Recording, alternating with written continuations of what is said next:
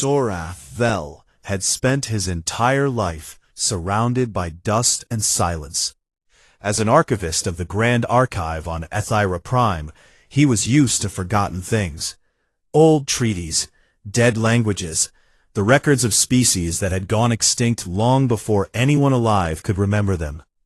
But he had never found anything like the crystal. It was small enough to fit in his palm, black, with veins of gold running through it like frozen lightning.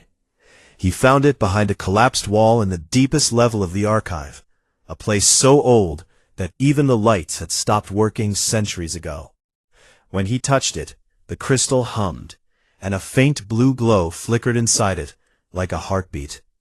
It took him 3 weeks to crack the encryption.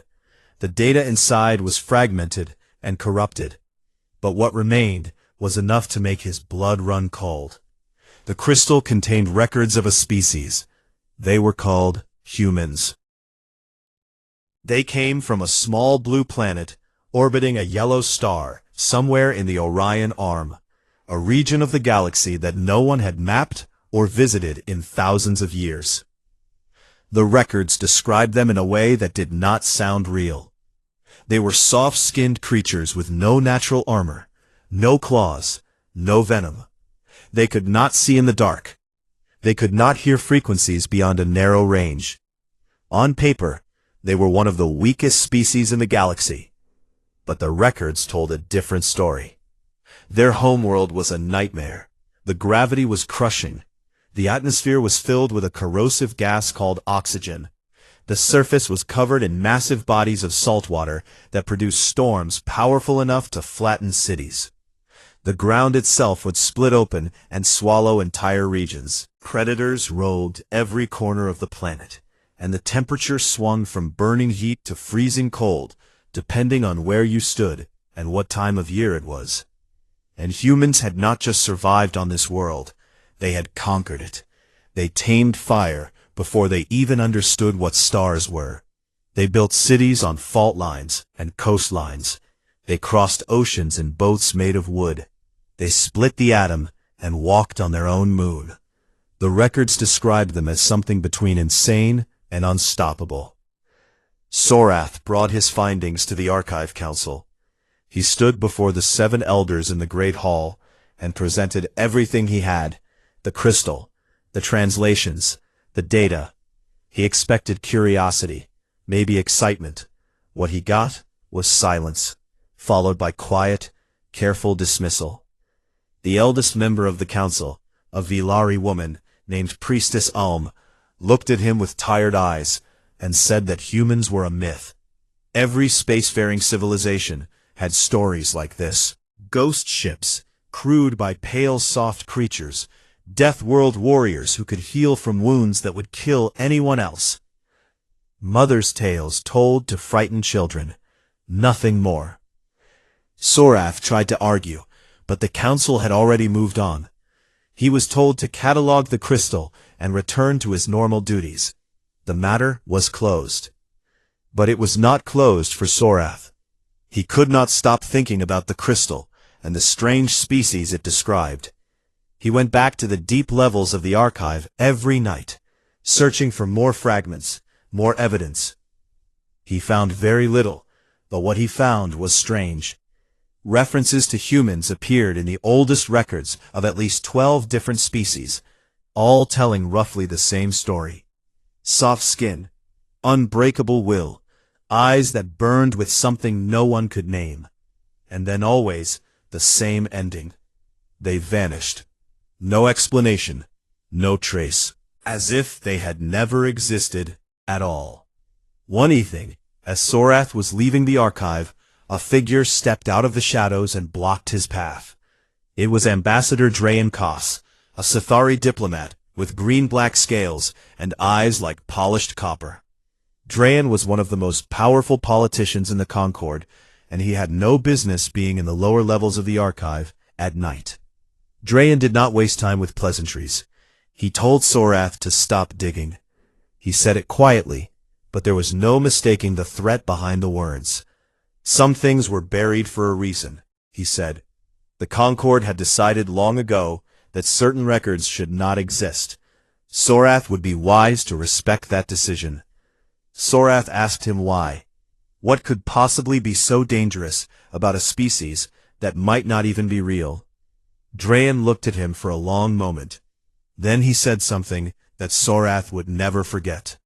He said that the most dangerous things in the universe were not the ones that might be real, they were the ones that definitely were. Then he turned and walked away, his tail scraping against the stone floor, and Sorath was left standing alone in the dark. That same week, reports began coming in from the frontier. Colony worlds belonging to the Vreth Dominion, a powerful insectoid civilization on the edge of Concord space, had gone silent. Not one world, not two, 7, all within the span of a few days. No distress signals, no calls for help, just silence, as if someone had reached out and switched them off like lights. The Concord barely noticed. The Vreth were aggressive and territorial, and most species in the Concord assumed this was just another one of their civil wars. Internal politics, factional violence, nothing that concerned the greater galaxy. Sorath noticed. He noticed because the pattern matched something in the crystal's data. A reference to an ancient enemy, a force so terrible that the records could barely describe it. The text was damaged, but one phrase survived intact. It called the enemy the hunger that does not sleep. He tried to bring this to the Council's attention, but they dismissed him again. He was an archivist, not a military analyst. He should stay in his lane. So Sorath went back to the crystal. He worked through the night, running every decryption algorithm he knew, pulling at the corrupted data like a man trying to untangle a knot with his teeth. And just before dawn, the final block of data unlocked. It was a single line of text, written in a language so old that even the translation software struggled with it. The words appeared on his screen, glowing faintly in the dark room. Do not look for them. If you are fortunate, they will never find you. Sorath sat back in his chair and stared at the words for a very long time. Outside, the lights of Aethera Prime glittered in the endless dark of space, and somewhere on the rim of the galaxy, another world went silent. Fleet Commander Tissa Nur had seen death before. She was Kelathi, a species built for war. 4 arms, dense muscle, eyes that could track a bullet in flight. She had served the Concord Navy for 30 years, and in that time she had put down pirates, crushed rebellions, and held the line in 3 border conflicts. She was not a woman who scared easily. But standing on the surface of Vreth Salar, she was scared. The colony was gone. Not destroyed, not burned, gone. The buildings, the roads, the power generators, the water systems, the ships in the docking bays, even the trees and the grass and the soil beneath them. Everything had been stripped away down to bare rock. The planet looked like someone had taken a blade and scraped it clean the way you might scrape food off a plate. There were no bodies, no wreckage, no blast marks, no sign of weapons fire at all. It had come to feed. Tissa stood in the middle of what had once been a city of 2 million Vreth and felt the wind blow across empty stone. Her second officer, a young Kelathi named Jorath, came to stand beside her. He did not say anything. There was nothing to say. They searched the planet for 3 days. They found nothing. Not a single cell of organic matter remained. It was as if life itself had been vacuumed off the surface. Tissa sent her report to Concord Command and recommended an immediate military investigation. The response she received was polite, cautious, and completely useless. The chancellors were still calling it an internal Vreth matter. Tissa knew better. She had seen the scans. Whatever had done this had not come from Vreth space. The energy signatures pointed outward, toward the deep black beyond the galactic rim, toward nothing. Back on Aethera Prime, Sorath was running out of patience. The Archive Council had shut him down. Ambassador Drayan had warned him to stop.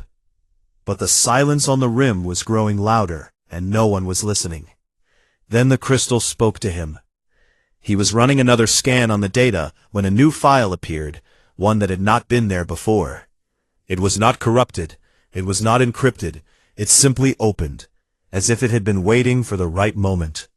Inside was a voice, not text, an actual voice, speaking in a language Soroth had never heard before, but which his translator rendered into perfect Concord standard. The voice said, "Hello, Soroth. My name is Cass. I have been waiting a very long time for someone like you." Soroth nearly fell out of his chair. He asked what Cass was. The voice explained calmly. Cass was an artificial intelligence embedded in the crystal by its creators as a safeguard. It had been dormant for over 10,000 years, powered down and hidden in the deepest level of the archive, waiting for the conditions of its activation to be met. Those conditions were simple. The enemy had to return, and someone had to find the crystal. Soroth asked what enemy. Cass told him. The Corvite, a biomechanical hive entity, older than the Concord, older than most civilizations in the galaxy. The Corvite did not conquer worlds, they consumed them.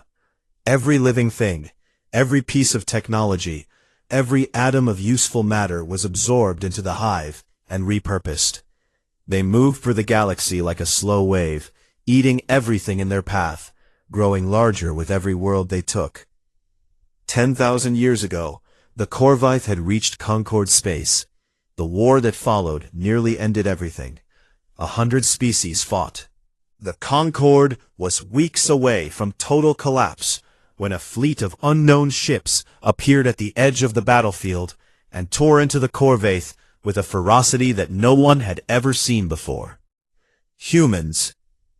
They had come from the far side of the galaxy, following the Corvite's trail of destruction. They were small, fragile, and outnumbered, and they fought like nothing the galaxy had ever encountered. Their ships were ugly, brutal things built for punishment, and their crews refused to die even when every logical calculation said they should. They turned the tide of the war in a single campaign and drove the Corvite back into the void. And then, Soroth said, they vanished. Cass was quiet for a moment. Then it said yes, they vanished, but not by choice. After the war, the Concord's leaders looked at the humans and saw something that frightened them more than the Corvite ever had. They saw a species that could not be controlled. A species that fought not for territory or resources, but simply because something needed fighting. The Concord decided that humans were too dangerous to exist alongside them. They turned on their saviors. They attacked human colonies, destroyed their supply lines, and drove them out of known space. Then they erased every record, every file, every mention. They turned humans into a myth, a ghost story, and they buried the truth so deep that even the archivists forgot it was there. Soroth felt sick. He asked Cass why it was telling him this now. Because the Corvite are back, Cass said, and the Concord cannot stop them alone. It could not stop them the first time. It will not stop them this time. That same day, the Vreth Dominion sent an emergency delegation to Aethira Prime. The ambassador, a massive insectoid female covered in ceremonial armor, walked into the grand chamber of the Concord and did something no Vreth had ever done before. She lowered her head to the floor in front of the High Chancellors and begged for help. 14 of her worlds were gone now. Her people were dying by the billions. She had nowhere else to turn. The chamber was silent. Every diplomat, every chancellor, every aide and advisor sat frozen as the most warlike species in the galaxy prostrated itself and wept. Tyson Noor watched the broadcast from her ship on the frontier. She ordered her fleet to full combat readiness and sent a volley of long-range probes toward the region of space where the Vreth worlds had gone dark. She needed to see what they were dealing with. The probes launched. One by one they crossed into the dead zone. One by one, they were destroyed. Sensors cut to static. Signals dropped to nothing.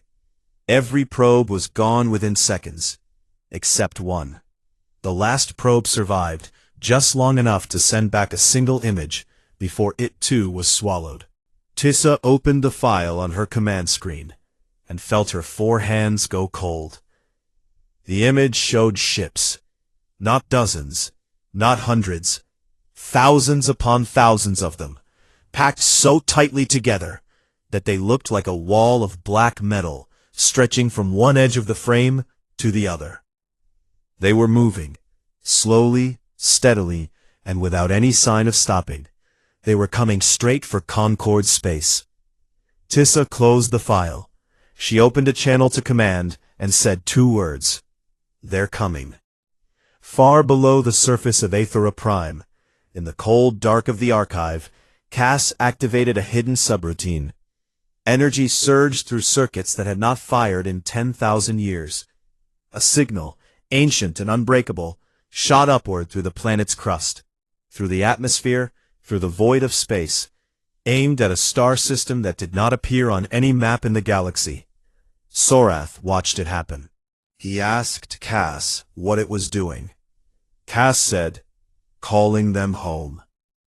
And somewhere, impossibly far away, something heard. 3 days after Cass sent the signal, every sensor array in the Concorde screamed at the same time. It was not a malfunction. It was not an attack. Something had entered known space, and it had not used any hyperspace lane or jump gate or warp corridor that the Concorde had ever built. Instead, the fabric of space-time itself folded inward, like a piece of cloth being pinched between 2 fingers, and through that fold came a fleet. The ships were enormous, dark gray metal, angular and scarred, covered in the marks of old battles that no one in the Concorde had any record of. They carried no transponder signals. They broadcast no identification codes. They answered no hails. They simply appeared at the edge of the galaxy and stopped, hanging in the void like a pack of wolves watching from a tree line. Aethera Prime went into a panic. Emergency sessions were called.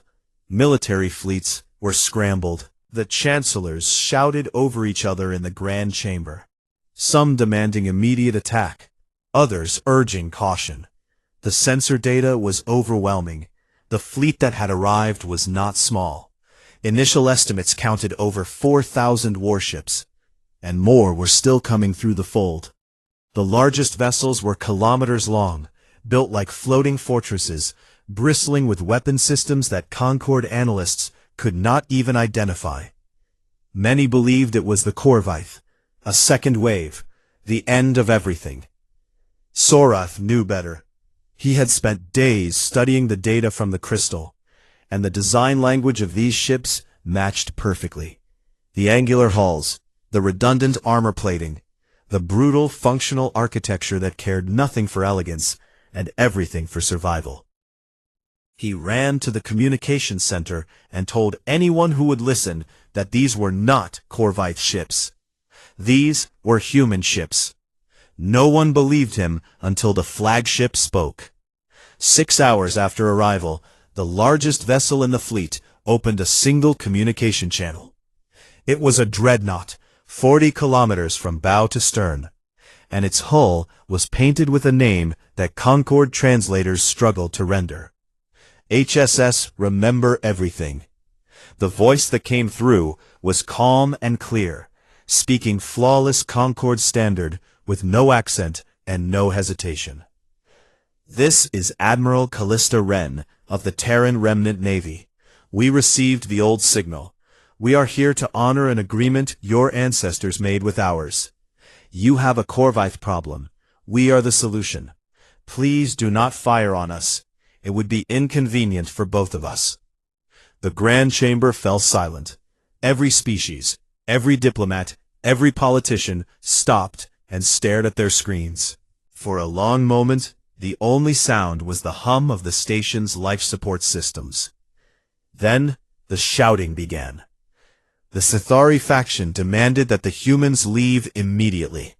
They called the arrival an invasion, a threat, a violation of Concord's sovereignty. Ambassador Drayan Koss stood at the center of the chamber and argued that allowing an unknown military force into Concord space was madness, regardless of what old legends claimed. The Kalathi faction disagreed. Fleet Commander Tissa Noor, watching via live feed from her ship, sent a message directly to the Chancellors. She told them that she had seen what the Corvite could do. She had walked on a world that had been stripped to bare rock. She said that if the humans were offering help, the Concord could not afford to refuse. The Vreth ambassador said nothing at first. She simply stood, trembling, and recited words from her species' oldest religious text, a passage about the soft-skinned reapers who walked through fire and carried death in their small hands. Her people had been waiting for this moment for 10,000 years. She knelt again, this time facing the direction of the human fleet. After 2 days of furious debate, the Concorde agreed to a meeting. Admiral Wren was invited aboard a Thyra Prime for negotiations. She accepted without conditions. She arrived in a small shuttle, accompanied by 6 human soldiers in plain gray armor. Every eye on the station watched them walk through the docking corridor. The aliens around them towered overhead. The Kalathi were 3 meters tall with 4 arms. The Sithari were broad and covered in scales. The Vreth were massive insectoids with armored exoskeletons. The humans were none of these things. They were small, thin, soft. They had no armor that grew from their bodies, no claws, no fangs, no natural weapons of any kind. They looked fragile, almost delicate, like creatures that had wandered into the wrong part of the universe. But their eyes were steady, and they walked like they owned every step of ground beneath their feet. Admiral Wren was a woman of about 50 years, by human reckoning. Her hair was silver white, cut short. Her face was lined with scars that she made no effort to hide. She moved with the quiet economy of someone who had spent her entire life aboard warships, and when she spoke, the room listened. The negotiations were tense. The chancellors asked questions about human intentions, human territory, human technology. Wren answered some and deflected others. She was polite, but not warm. She gave the impression of someone who was being very patient with people who did not deserve her patience. During a break in the talks, Ambassador Drayan Koss found Wren alone in a side corridor. He looked at her for a long time, his copper eyes unreadable. Then he asked the question that no one else had been willing to ask. "Why did you come back?" Wren looked at him. She did not blink. "Because the signal was sent," she said, "and because an agreement is an agreement, even when the other side breaks theirs." Drayan pressed further. He asked why the humans had really disappeared. The official Concord history said nothing about them. It was as if they had never existed. Wren's expression did not change, but something in her eyes went very cold. "Because last time we saved you," she said, "your Concord tried to exterminate us the moment the war was over. You burned our colonies. You killed our civilians. You hunted us across the stars like animals. And when we were gone, you erased every trace of us from your records, so that you would never have to feel ashamed of what you did." She paused. "We decided to let you grow up before we came back." Drayan said nothing. He looked at the floor. For the first time in his long political career, he had no response. That evening, the Corvite hit 3 more systems, 2 Concord worlds, and 1 neutral station. The death toll was in the billions. Refugees poured into the inner systems, their ships overloaded, their communications filled with screaming. Sensor stations on the frontier reported that the main Corvite fleet had accelerated. It would reach the Concorde's core worlds within weeks. The chancellors convened an emergency vote. The result was unanimous. The Concorde accepted the humans' terms.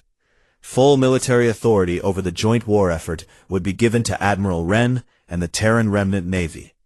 In exchange, the humans asked for nothing except access to Concord's space and a promise that this time, when the war was over, there would be no betrayal. Ren stood before the Grand Chamber and looked out at the assembled species.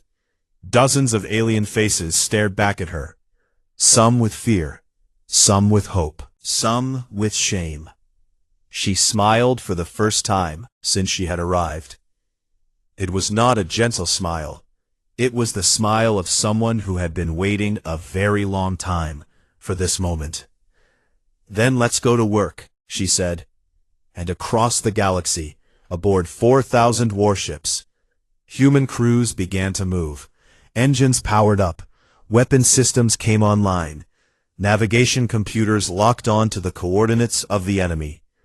The wolves were awake, and they were hungry. The Battle of the Tyrell Expanse was the first time the Concorde saw humans fight, and it changed everything. Fleet Commander Tissa Noor had been assigned as the Concorde's military liaison aboard the HSS Remember Everything. She stood on the observation deck of the Dreadnought, surrounded by human officers, and watched the battle unfold on a tactical display the size of a building. The Corvite had taken a star system at the edge of the expanse. Hundreds of hive ships, each one a living weapon, grown from the biomass of consumed worlds, hung in orbit around the system's largest planet. They were vast, ugly things, covered in pulsing veins and black armor that healed itself as fast as it was damaged. The Concorde's allied fleet held position at the edge of the system, waiting for orders. They expected a siege, long-range bombardment, careful, measured engagement. That was how wars were fought. Everyone knew that. The humans did not know that. Admiral Ren gave a single order. All ships, forward, full attack speed. The Terran fleet moved as one body.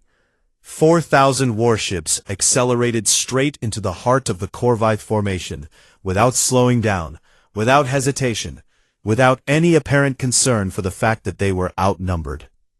The Concorde officers watching from behind could not believe what they were seeing. Then the humans began doing things that should have been impossible. Their ships executed micro-jumps inside the system's gravity well, something Concorde physics said could not be done without tearing a vessel apart. They appeared and disappeared across the battlefield like ghosts, materializing behind Corvite formations, firing volleys that tore through hive ships like paper, then jumping again before the enemy could respond. Their weapons were terrifying. Kinetic rounds the size of buildings. Energy beams that burned at temperatures hotter than stellar cores. And something else, something the Concorde had no name for. A weapon that created tiny black holes and launched them into the hearts of enemy vessels, collapsing them from the inside. In 90 minutes, the Corvite fleet at Tyrell was gone. Every hive ship was destroyed or crippled. The system was liberated. Human losses were minimal. Tissa Noor watched the final moments of the battle from the observation deck. Her 4 hands were shaking, not from fear of the Corvite, from fear of the humans. She began to understand why the Concorde had tried to destroy them. Over the following weeks, Tissa lived among the humans aboard the Remember Everything. She observed their routines, their culture, their way of being. What she found surprised her more than the battle had. They were not monsters. They were not cold killing machines. They were warm, loud, emotional creatures who laughed easily and argued often. They played games in the corridors between shifts. They decorated their quarters with pictures of loved ones. They gave names to their weapons and their ships and even their tools, as if everything they touched became something personal. Before each battle, they gathered in groups and told jokes, bad ones mostly. They laughed at things that were not funny because the laughter itself was the point. It was how they burned off the fear. And they were afraid, Tissa realized. Every single one of them was afraid, every single time. They just refused to let the fear make decisions for them. She watched a medic named Torres take a piece of shrapnel through her forearm during a training accident. The metal had torn through muscle and grazed bone. Torres pulled the fragment out with her other hand, cleaned the wound with disinfectant, wrapped it in a bandage, and went back to work. She did not report to medical.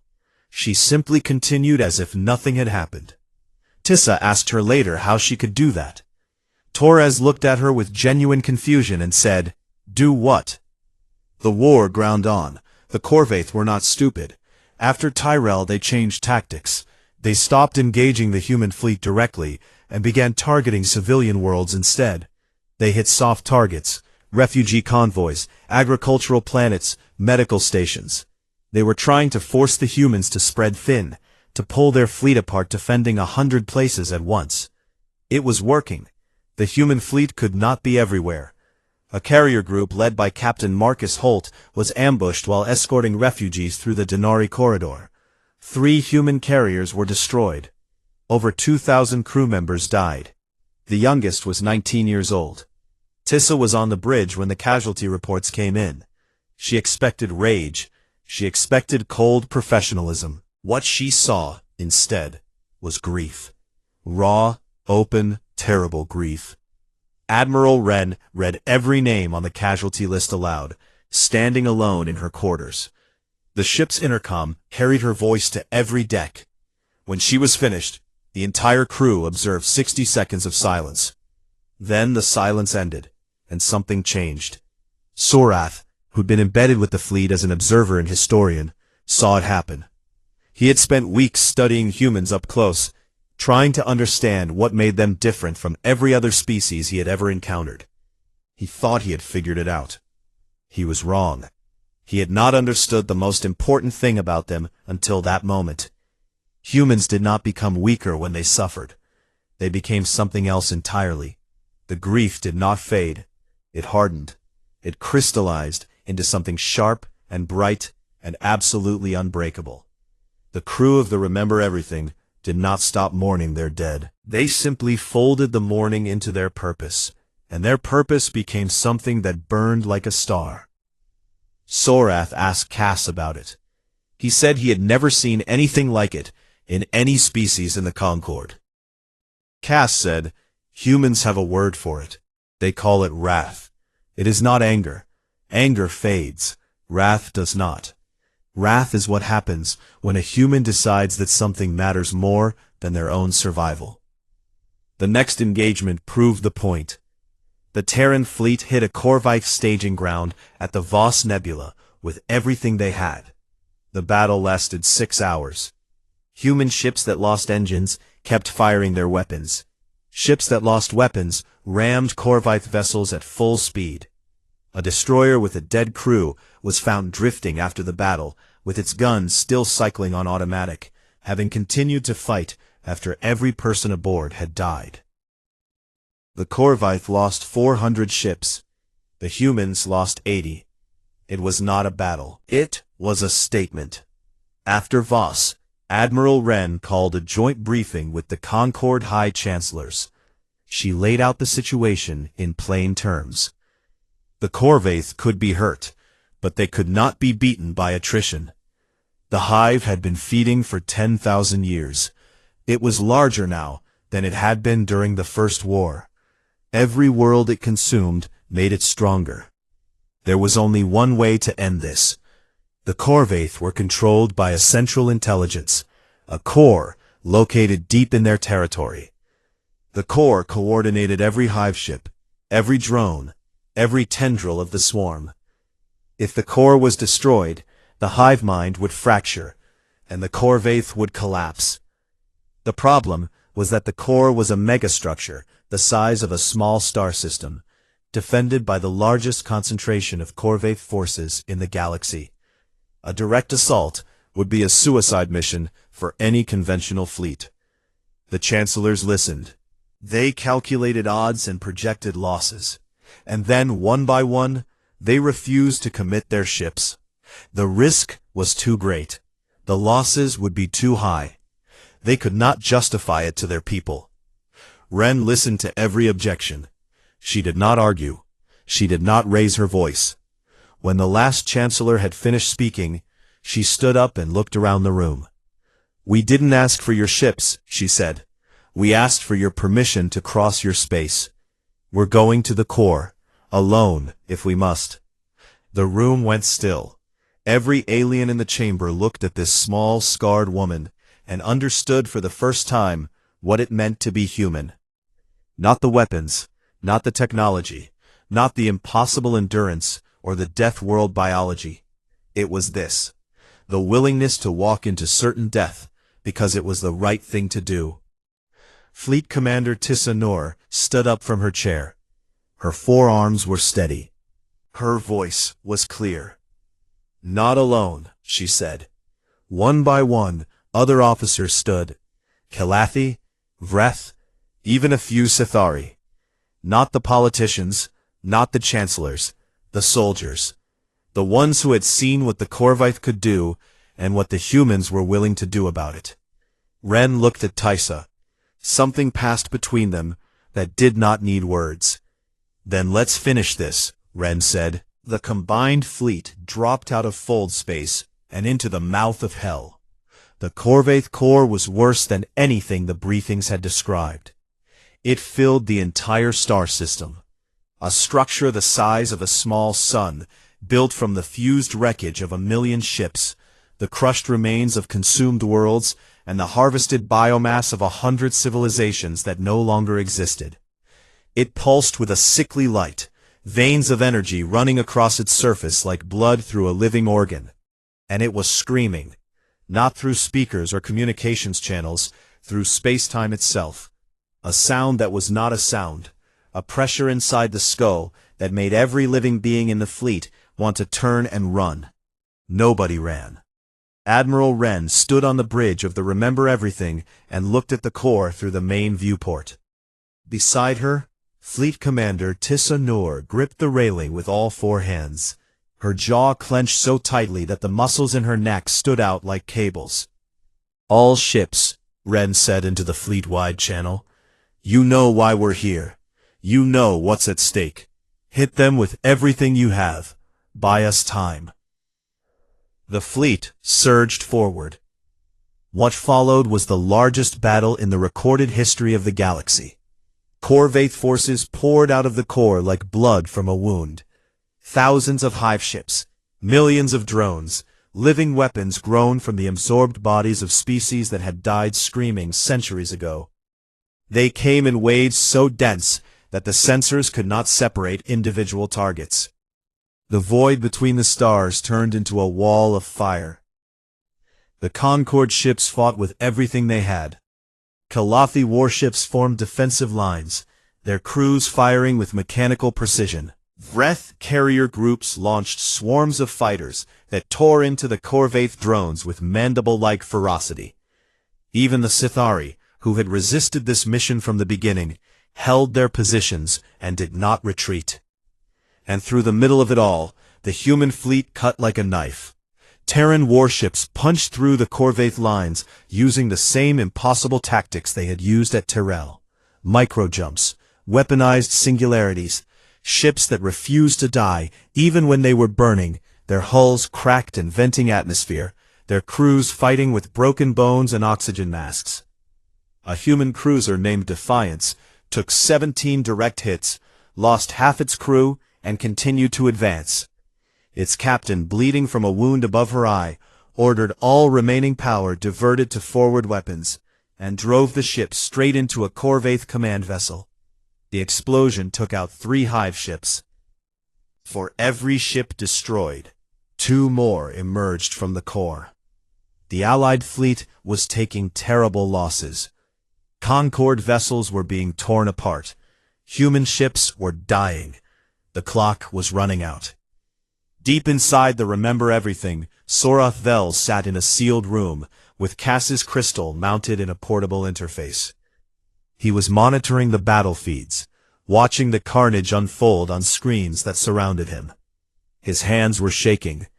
He was an archivist, not a soldier.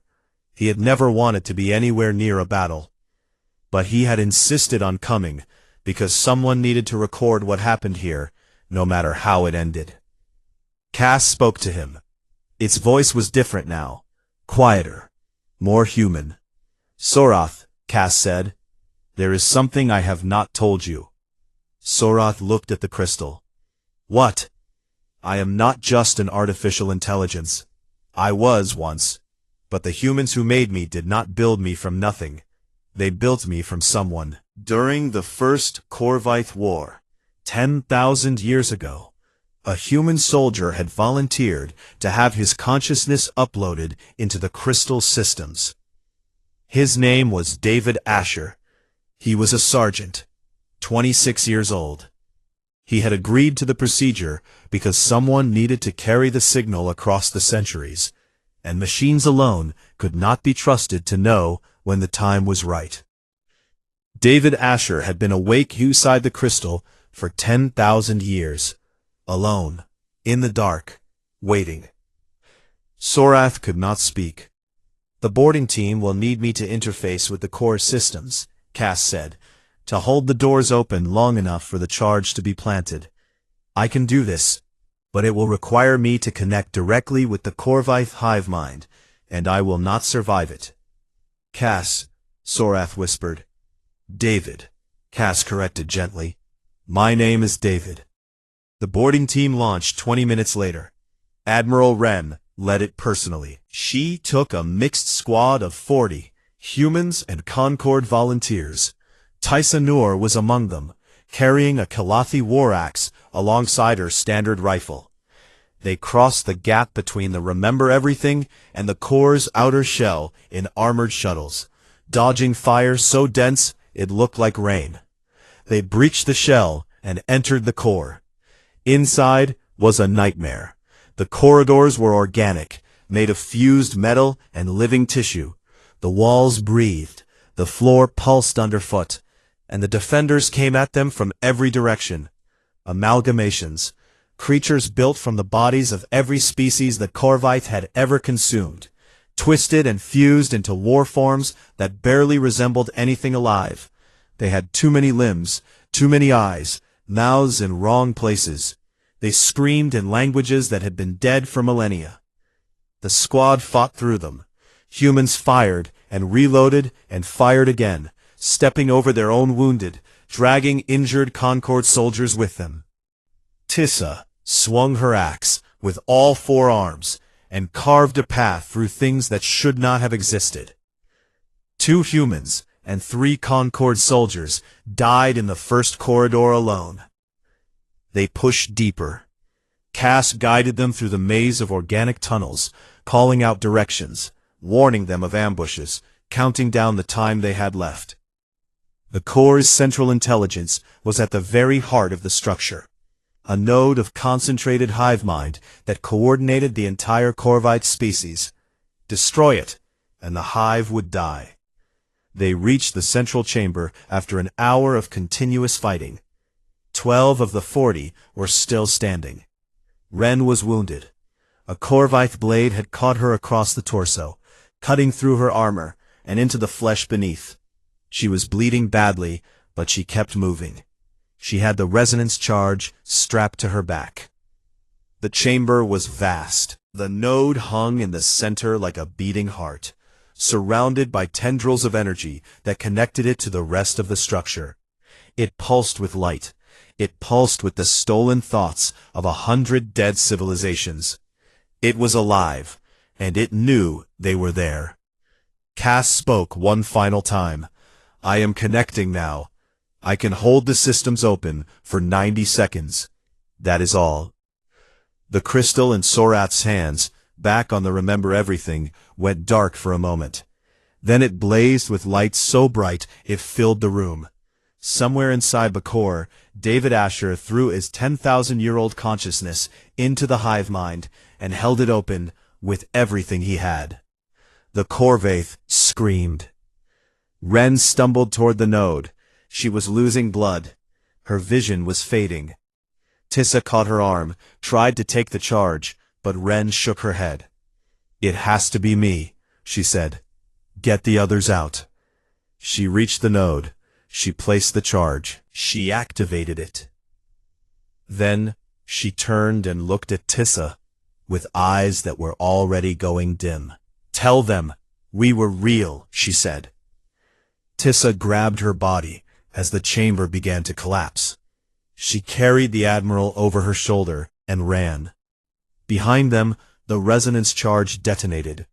The sound was not a sound. It was a silence, a vast, sudden absence that spread outward from the core like a wave.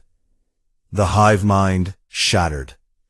Across the galaxy, Corvite forces stopped moving. Hive ships went dark. Drones fell from the sky of 100 worlds. The swarm, the ancient and terrible hunger that had consumed civilizations for longer than recorded history, broke apart and died. The surviving members of the boarding team were recovered from the core's collapsing shell 3 minutes before it imploded. Ren was among them. She died aboard the shuttle, still in Tissa's arms. Cass was gone. The crystal was dark and silent. David Asher, after 10,000 years of waiting, was finally at rest. The war was over. In the weeks that followed, the Concord held a summit unlike any in its history. For the first time, the assembled species did not discuss trade or territory or political advantage. They discussed truth. The full, ugly, unedited truth of what the Concord had done to the humans 10,000 years ago, and what the humans had done for the Concord in return. Sorath Vel stood before the Grand Chamber and read from the account he had been writing since the day he found the crystal. He told them everything: the betrayal, the erasure, the legend, the return, and the sacrifice of a woman named Callista Wren and a man named David Asher, who had waited 10,000 years in the dock, so that the galaxy might have a second chance. The chamber was silent when he finished. The Terran remnant navy withdrew to Earth's coordinates, but this time they left the door open. Trade routes were established. Embassies were built. For the first time in 10 millennia, humans and the species of the Concord began to learn to live alongside each other. Fleet Commander Tissa Noor was chosen as the first Concord ambassador to Earth. She arrived on a warm day when the sky was blue and the wind carried the smell of something the humans called the ocean. She stepped out of her shuttle onto green grass under a yellow sun and looked up at the sky of the world that had made these impossible people. She stood there for a long time. The gravity was heavier than she expected. The air was thick and strange. Somewhere nearby, a creature was singing in a tree. No wonder they were so hard to kill, she thought. Sorath's final entry in the archive read as follows: "They were legend because we made them so, first through fear, then through forgetting. But legends do not arrive in warships. Legends do not bleed. What came for us in our darkest hour was something far more extraordinary than any myth. What came for us was real. What came for us was human."